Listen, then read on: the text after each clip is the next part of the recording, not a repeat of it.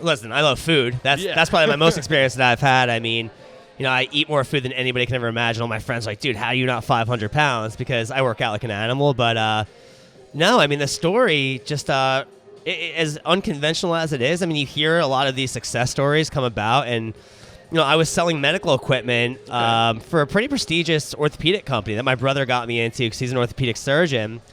And I was dating my partner at the time, Abby Taylor, who's the co-founder of Playa Bowls with me. And I'm so happy you just came out and said that because I was curious if there was something going on in the early days. Yeah, no, hey, for your podcast listeners, I mean, me and Abby are pretty open with it. I mean, she's my ex-girlfriend.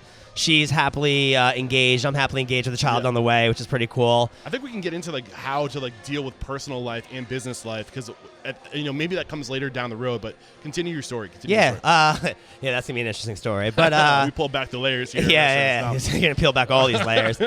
No, but unconventional again. I mean, you hear these success stories. I mean, we started on a cart on the side of the road, and we really don't make that part of the story up where.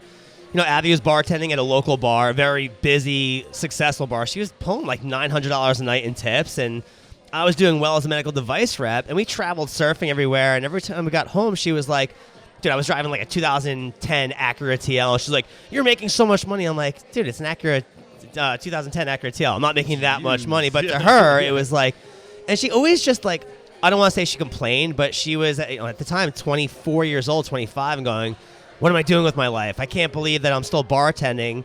She has a college degree. I'm like, Abby, you're a pretty talented artist. I was like, why don't you set a little cart up like in front of the pizzeria downstairs? We lived on Ocean Avenue. I said, sell acai bowls and sell your artwork out in front in the cart.